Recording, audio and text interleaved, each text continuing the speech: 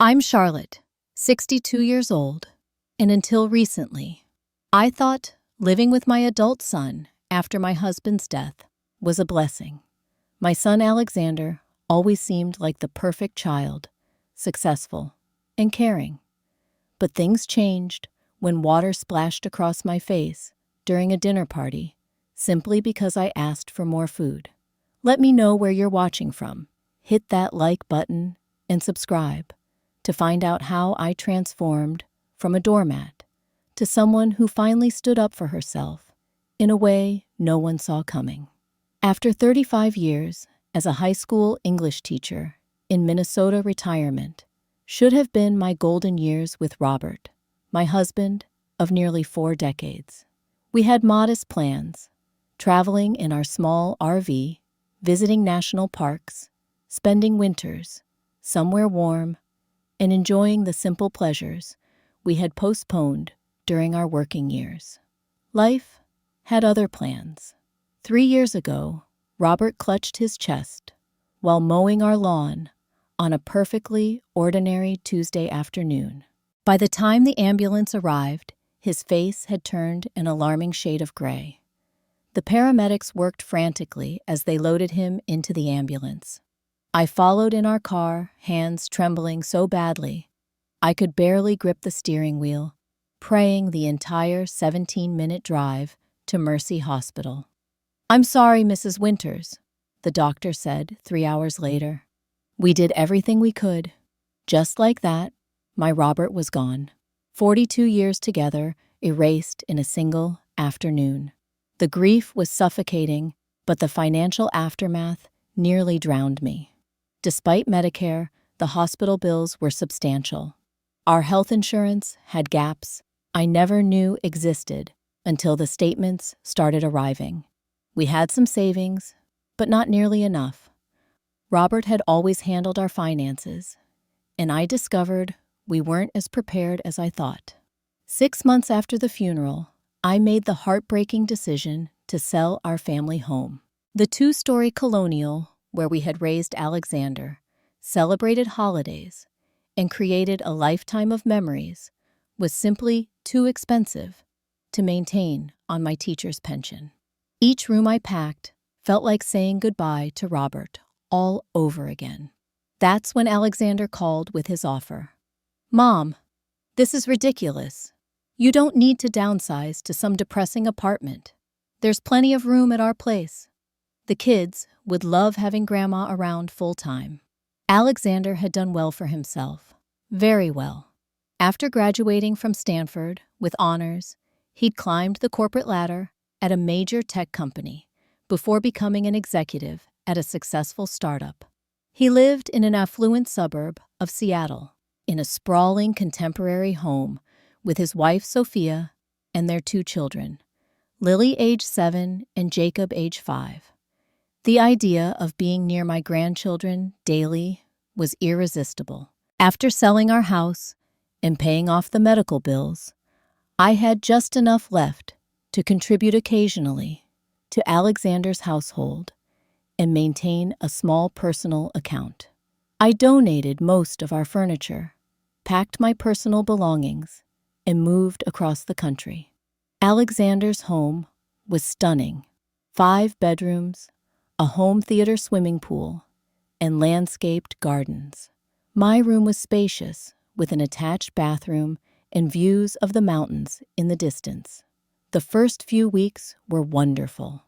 I helped with the children prepared meals when Sophia was busy with her interior design clients and settled into a comfortable routine. But small things began to change. "Charlotte, would you mind not using that spice in the chicken? Alexander prefers a milder flavor," Sophia would say, hovering in the kitchen doorway. "Mom, we put the good wine glasses back in the top cabinet. Those are just for when we entertain," Alexander mentioned casually one evening when I set the table. Mommy says we shouldn't eat your cookies because they have too much sugar," little Lily whispered one afternoon. I brushed these comments aside. Every household has its preferences and routines. I was grateful to have a roof over my head and family around me. If that meant adjusting how I cooked or which glasses to use, so be it. I maintained my friendship with Barbara, a former teaching colleague, through weekly video calls. She was the one person who still called just to check how I was doing. "You seem different, Charlotte. Is everything okay there?" she asked. During one call, her forehead creasing with concern. "Everything's fine," I assured her, just adjusting to the new normal. But everything wasn't fine, and the incident with Alexander's home office made that painfully clear. I had been helping Jacob with a school project, cutting out pictures from magazines at the dining room table. When we ran out of room, I suggested we use the desk in Alexander's office since he was at work. That evening, Alexander called a family meeting, excluding the children. "Mom, my office is completely off limits. Always. I have confidential work materials in there. You can't just go in whenever you want." "I was only helping Jacob with his project," I explained. "It doesn't matter why. That room is private. This is my house, and you need to respect the boundaries we set. My house, not our house." The distinction wasn't subtle. As I excused myself and went to my room, I heard Sophia whisper, "I told you, she doesn't listen." That night, I cried silently into my pillow, missing Robert and our home, where I had never been made to feel like an intruder.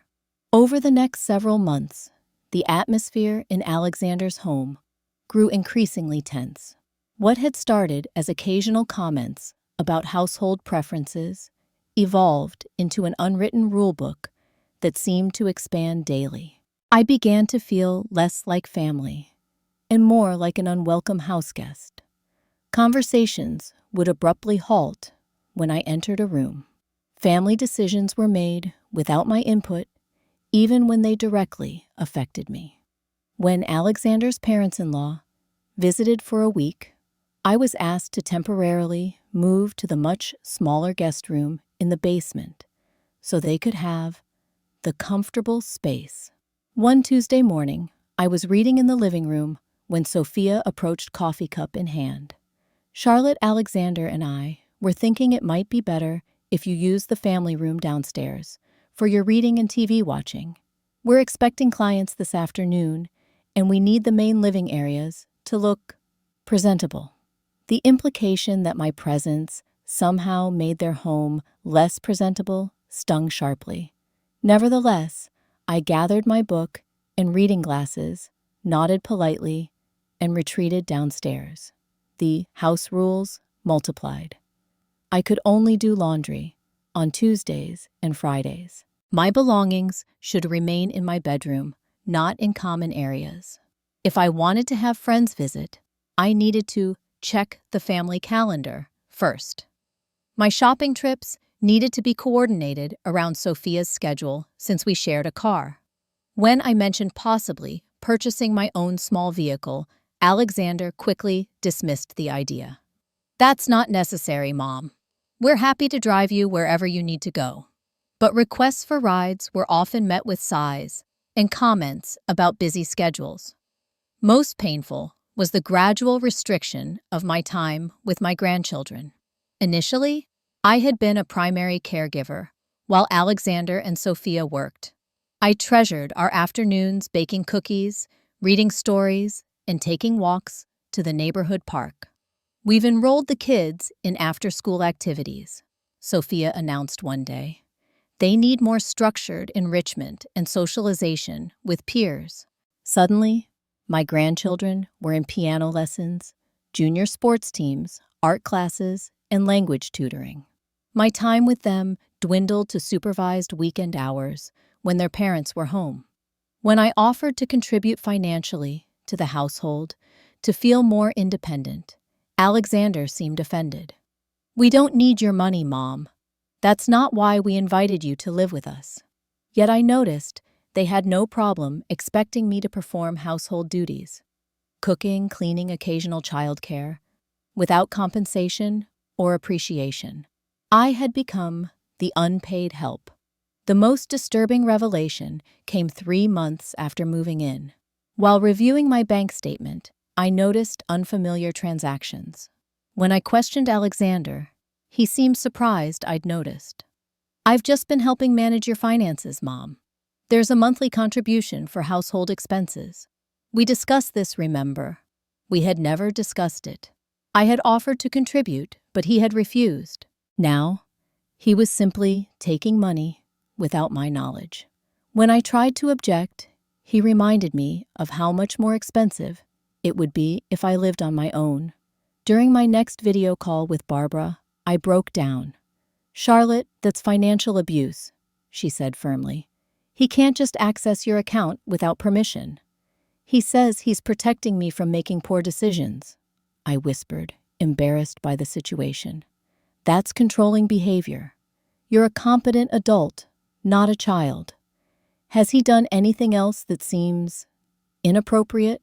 I shared the growing list of restrictions and rules. Barbara's expression grew increasingly concerned. "You need to set some boundaries," she advised. "This isn't healthy." I tried. I really did. I attempted to have calm, reasonable discussions with Alexander about my concerns. Each time, he dismissed me as overreacting or being too sensitive.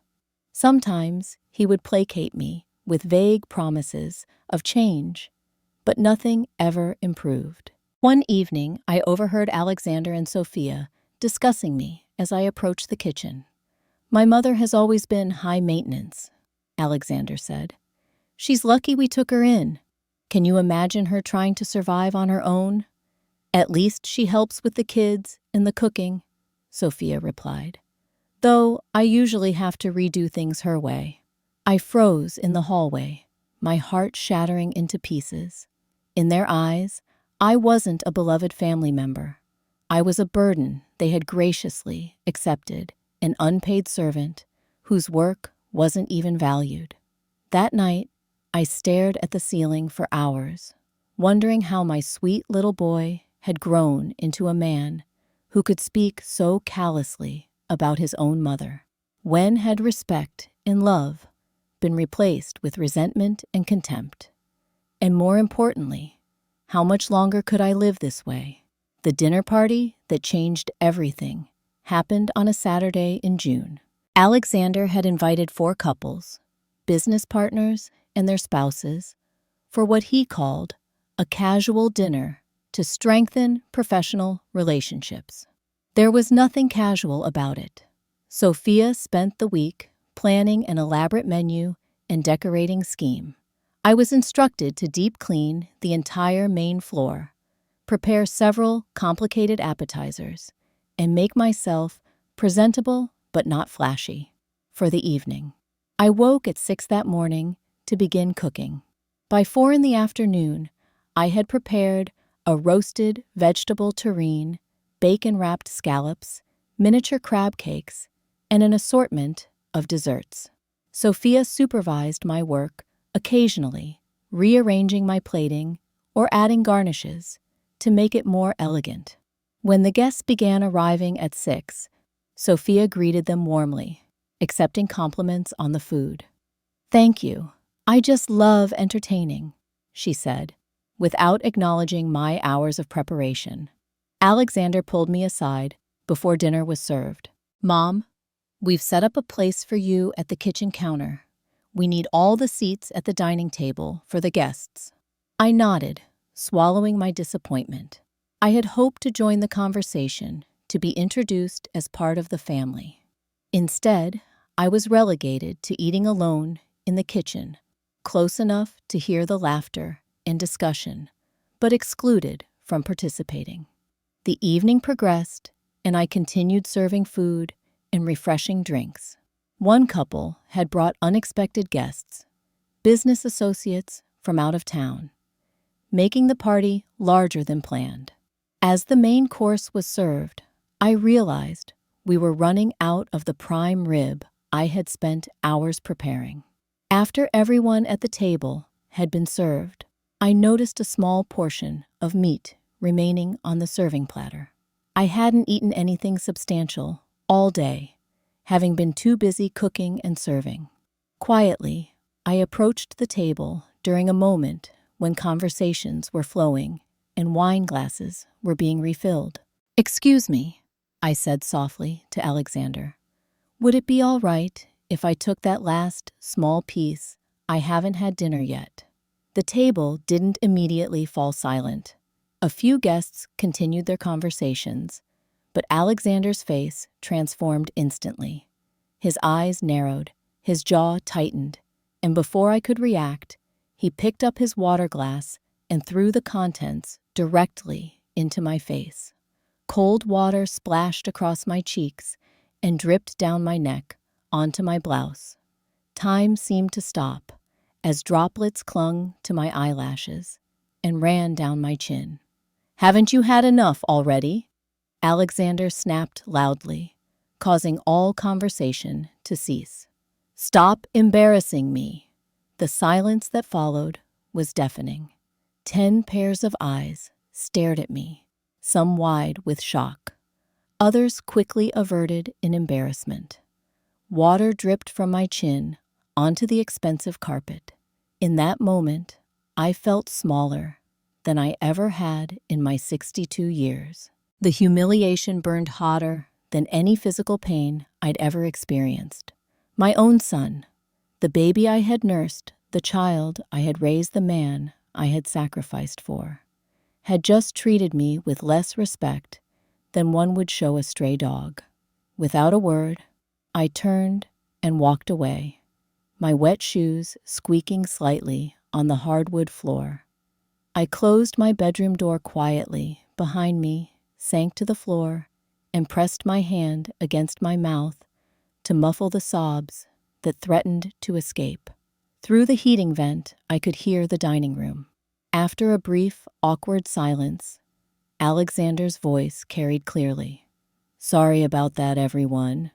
My mother has been having issues since my father passed. Another drink, anyone?" Laughter resumed.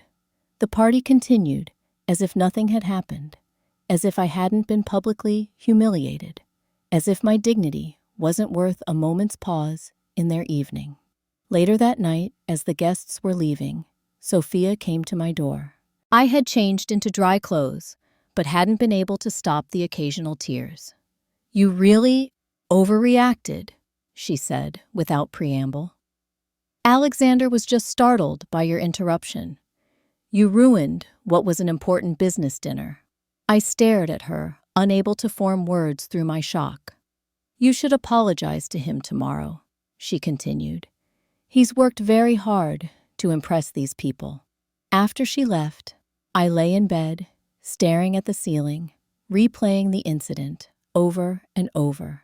The water hitting my face, the contempt in my son's eyes, the snickering that followed, the complete absence of an apology. Something broke inside me that night, not just my heart, but the chains of obligation and misplaced loyalty that had kept me accepting the unacceptable. As the first light of dawn crept through my curtains, a crystal clear thought formed in my mind. I deserved better, and it was time I did something about it. The morning after the water incident, I emerged from my room with a placid smile and puffy eyes. Alexander and Sophia were having coffee at the kitchen island, their voices hushing as I entered. "Good morning," I said pleasantly, pouring myself a cup of coffee. Alexander glanced up briefly. "Mom, about last night. You really shouldn't interrupt when we have guests." No apology, no recognition of how deeply he had hurt me. Just another admonishment. "You're right," I replied mildly. I wasn't thinking. The relief on his face was immediate. The matter was settled in his mind. His behavior, excused mine, corrected. Sophia launched into plans for the day, and neither of them mentioned the incident again. But behind my calm exterior, something fundamental had shifted. While they discussed weekend plans, I was making mental calculations, and forming a strategy. After they left for the children's soccer game, I called Barbara. "It's time," I said simply. "Can I stay with you for a while until I figure things out? My guest room is ready whenever you need it," she replied without hesitation. What happened? I described the water incident, my voice surprisingly steady. "Charlotte, that's assault," Barbara gasped. "You should call the police." "No," I said firmly. "I'm not looking to punish Alexander. I just need to leave with my dignity intact." After our call, I examined my financial situation. The small personal account I maintained had dwindled significantly. Looking through my statements, I discovered regular withdrawals labeled household contribution that I had never authorized. Alexander had been systematically drawing from my limited funds, apparently considering it rent for my presence in his house. At the public library, I used a computer to research financial abuse of elderly parents. What I found was disturbing and all too familiar. Adult children controlling parents' finances, restricting their independence, isolating them from friends and other family members, making them feel burdensome. I checked every box. The librarian noticed my distress and gently recommended a consultation with the free legal aid office located in the same building. The kind attorney confirmed what I already suspected: Alexander's access to my personal account without explicit consent was problematic at best, potentially criminal at worst. "What about joint accounts?" I asked, remembering something almost forgotten. When Alexander was born, Robert and I had opened a savings account in both our names and Alexander's. We had faithfully deposited gifts in small amounts from our paychecks, intending it as a college fund. When Alexander received a full scholarship, we told him to keep the money for the future. The account had never been closed. After Robert's death, all paperwork had transferred to me. Alexander had continued using it as a savings account, never removing my name. "If you're a joint account holder with equal access legally, those assets are as much yours as his," the attorney explained. The next day, while Alexander was at work, I visited his bank. With my identification and the account information, I inquired about the balance of our joint savings. The amount displayed on the screen momentarily took my breath away. What had started as a modest college fund had grown substantially under Alexander's management.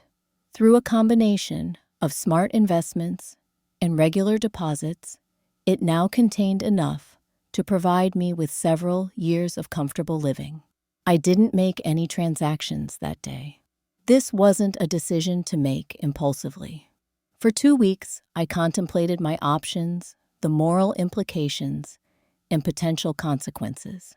During this time, I reconnected with an old friend, Judith, who had retired to a small coastal town in Portugal 5 years earlier. "Housing is affordable here," she told me during our video call. "The expatriate community is welcoming, healthcare is excellent, and my retirement dollars stretch twice as far as they did in the States." Portugal. The idea took root and flourished. A fresh start in a place where no one knew me as poor Charlotte or Alexander's difficult mother. A place where I could redefine myself. I consulted again with the legal aid attorney, confirming that international banking transfers were possible and legal. I arranged for my teacher's pension to be deposited into a new account.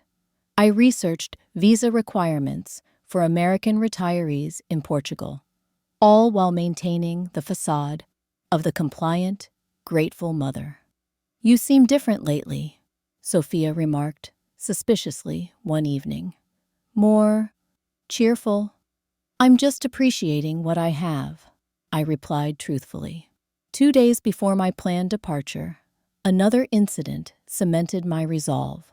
Alexander interrupted my video call with Barbara demanding I watch the children immediately because their regular sitter had canceled. "I'm in the middle of something, Alexander," I said, gesturing to the computer. "Can you give me 10 minutes to wrap up?" "Mom, we need to leave now," he snapped. "Your little social calls aren't as important as our commitment. The children are downstairs. 10 minutes. He walked out without waiting for my response. "You heard that?" I asked Barbara. Her face was grim. "Every word. Charlotte, get out of there."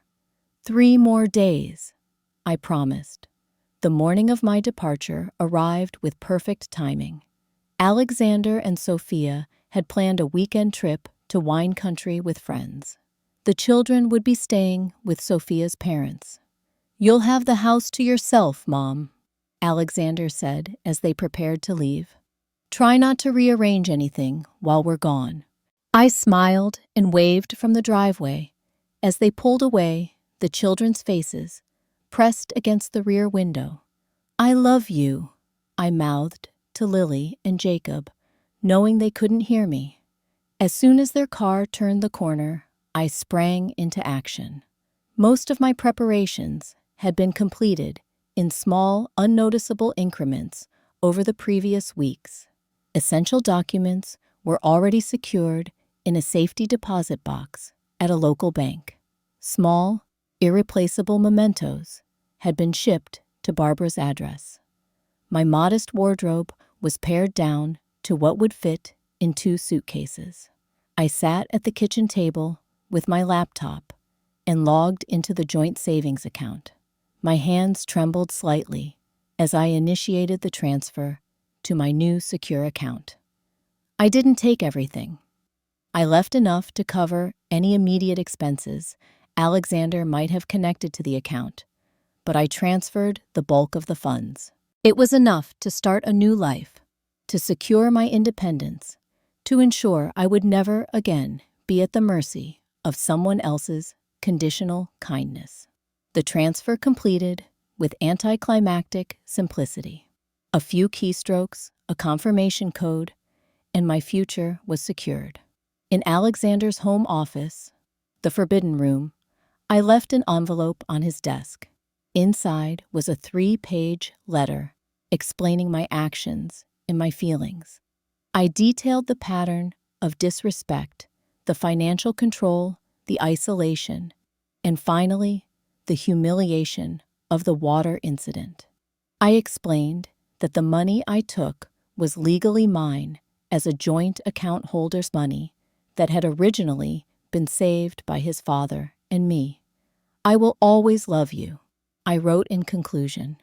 "You will always be my son, but I cannot continue to live where I am not respected.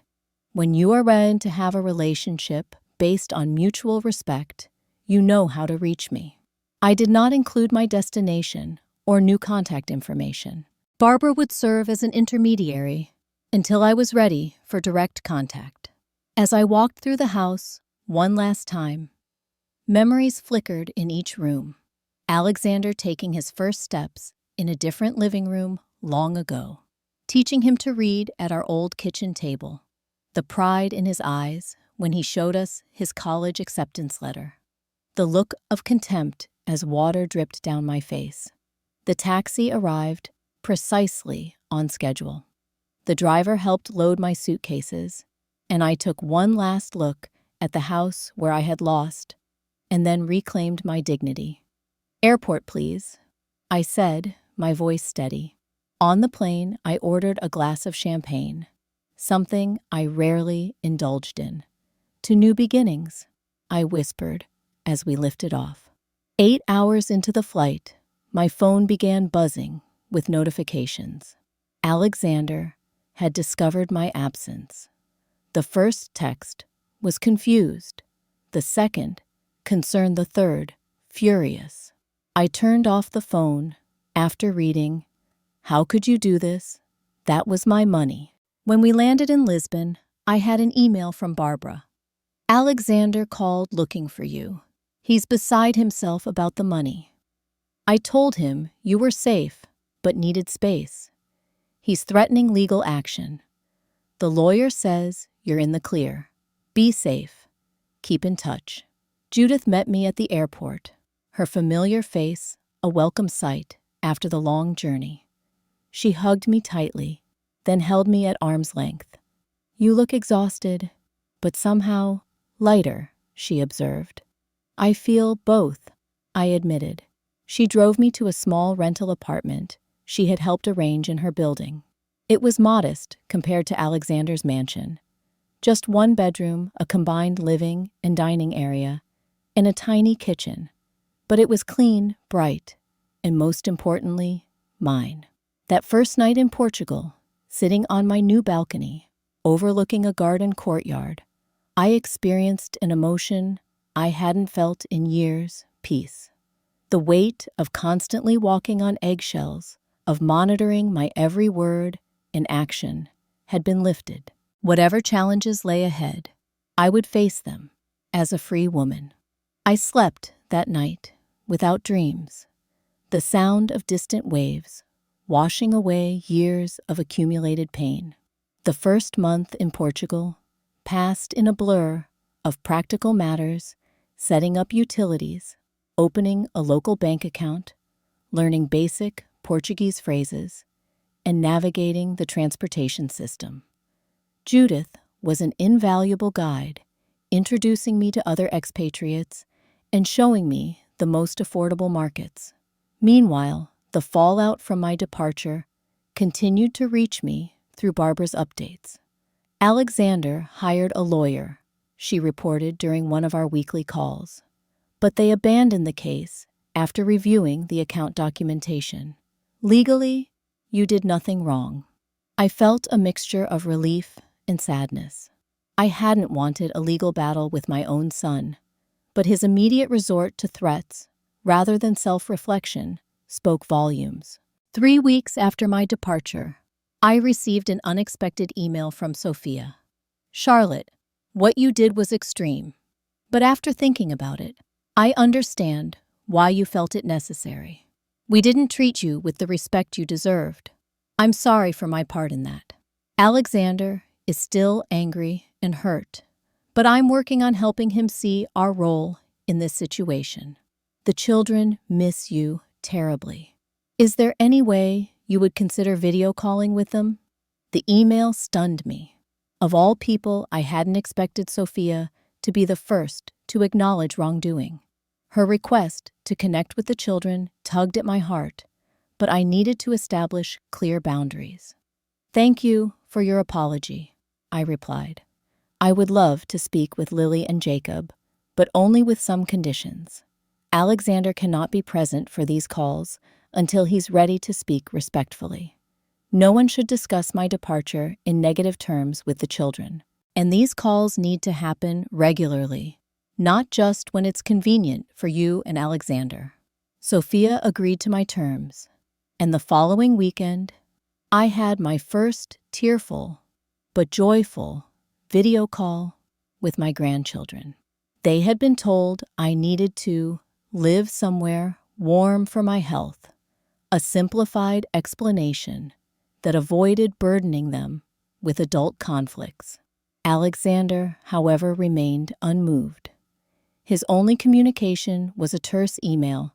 What you did was theft, regardless of the legal technicalities. You betrayed this family after we took you in. I don't expect you to understand the financial stress you've caused us. I didn't respond. His inability to see how his treatment had driven me away indicated he wasn't ready for a meaningful conversation. As weeks turned into months, my new life took shape. I rented a more permanent apartment in a charming building with terracotta roof tiles and a view of the Atlantic Ocean. The cost was less than 1/4 what similar accommodations would have been in Seattle. I began offering English tutoring to local children and business professionals, providing a small but satisfying income to supplement my pension and savings. My students appreciated my patient teaching style, and word-of-mouth recommendations soon had me booked for as many hours as I wanted to work. New friendships blossomed. Besides Judith, I became close with Maria, a Portuguese widow who owned the cafe beneath my apartment, Thomas and Ellen, a retired British couple who organized weekly beach walks, and Gabriela, a Brazilian artist who taught me watercolor painting. For the first time in years, I had a social circle that valued my company and respected my opinions.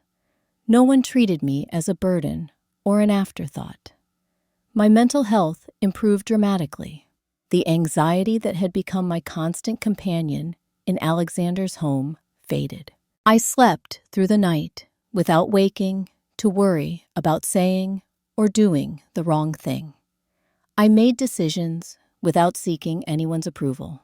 4 months after my departure, Barbara informed me that Alexander had hired a private investigator to find me. "He discovered you're in Portugal, but doesn't have your exact location," she reported. "His approach has changed, Charlotte. He's asking questions about what led to your leaving. I think reality is finally sinking in."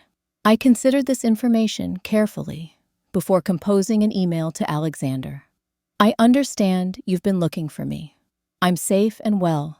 I'm open to rebuilding our relationship, but only with professional help and a genuine acknowledgement of the dynamics that led to this situation. I suggest family counseling via video calls if you're willing. The choice is yours." His reply came 3 days later. "Mom, I still don't agree with how you left or what you took, but I'm willing to try counseling. The kids need their grandmother. Sophia says I need to listen to your perspective. I can't promise I'll agree with your version of events, but I'll hear you out." It wasn't the apology I had hoped for, but it was a start, an opening for potential healing. Meanwhile, through conversations with Barbara, I learned how my departure had affected Alexander's family practically. Without me providing childcare, cooking, and household management, they had hired help, an expense they hadn't anticipated. The financial cushion Alexander had counted on in our joint account was significantly reduced. Most importantly, the children continued asking for me daily, creating emotional stress for everyone. Reality had provided consequences more effective than any words I could have offered. In our first video counseling session, Alexander was stiff and formal. The therapist, Dr. Marshall, skillfully guided us through establishing ground rules for communication. When Alexander attempted to focus solely on the money, Dr. Marshall redirected. "Before we discuss finances, let's explore the relationship dynamics that preceded Charlotte's departure." By the third session, cracks appeared in Alexander's defensive armor. When I calmly described the water incident from my perspective, he looked genuinely shocked. "I didn't throw it directly at you," he objected. "It was just a splash that got out of hand. How would you feel if your boss did that to you in front of colleagues?" Dr. Marshall asked. Alexander fell silent, his expression troubled. Progress was slow, but steady. Through weekly sessions, we began rebuilding a foundation of communication. Alexander gradually acknowledged that his treatment of me had been disrespectful. I admitted that leaving without warning was extreme, though necessary for my well-being. The most significant breakthrough came 6 months after my departure. "I've been thinking about what you said about feeling like an unpaid servant," Alexander said during one session.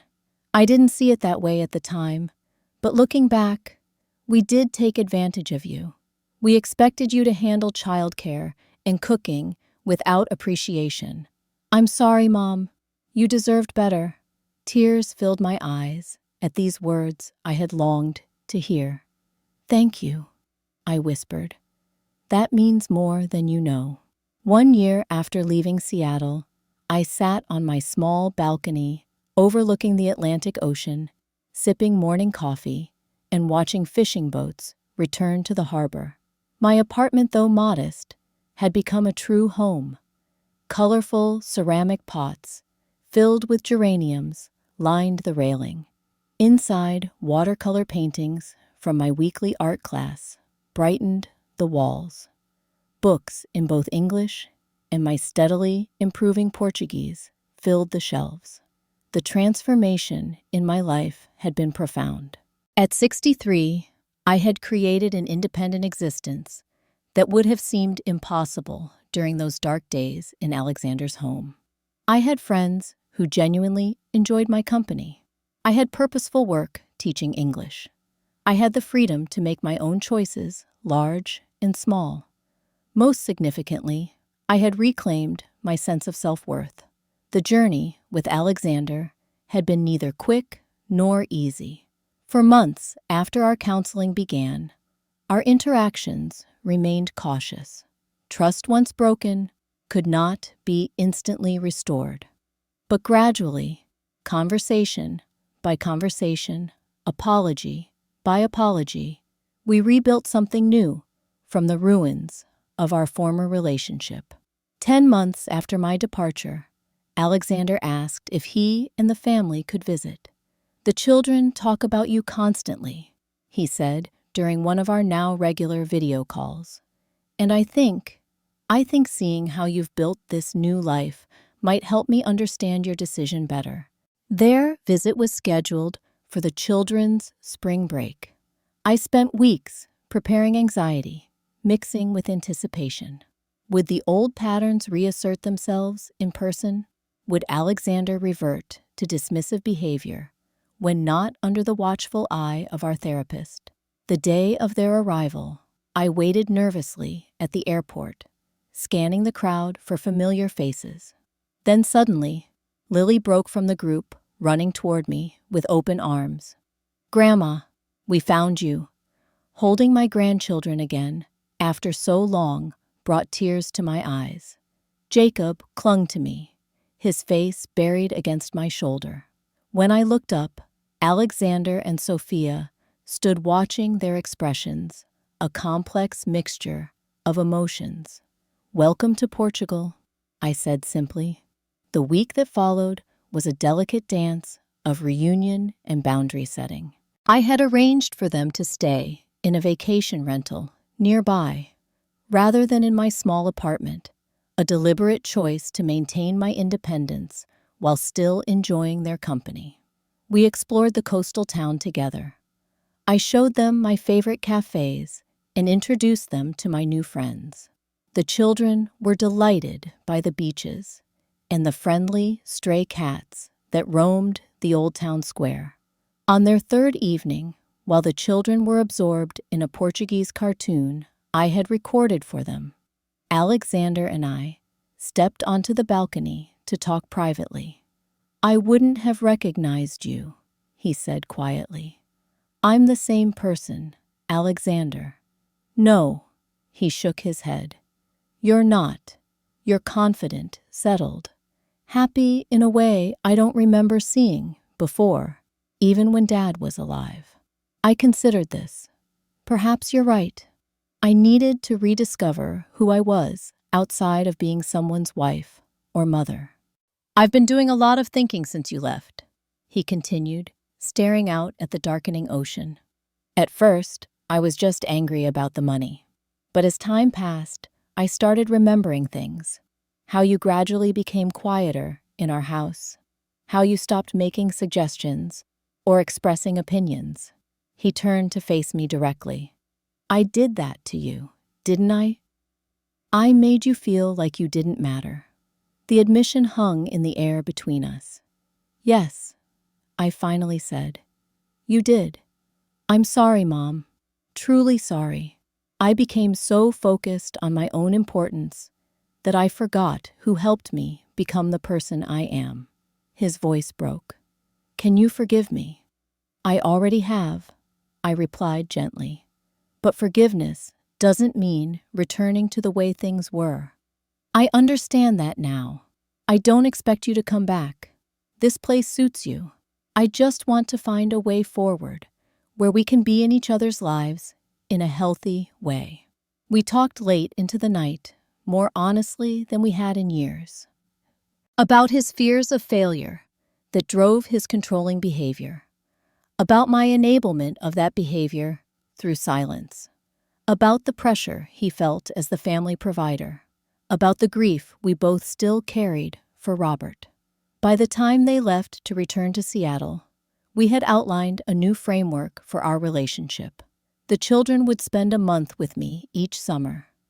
We would maintain regular video calls. Alexander and I would continue our therapy sessions to ensure old patterns didn't resurface. I also made a decision about the money. Though legally entitled to what I had taken, I arranged to return a portion to Alexander's new account while keeping enough to maintain my independence. It wasn't about the money anymore. It was about establishing mutual respect. Looking back now, I realize that the water thrown in my face, that moment of utter humiliation, was actually the catalyst for my liberation. Sometimes, we need to hit bottom before we find the courage to rise. To anyone watching who feels trapped in a situation where you're not valued, you deserve respect. You deserve dignity. You deserve to be seen as a whole person, not just for what you can provide others. Creating boundaries isn't selfish. Standing up for yourself isn't wrong.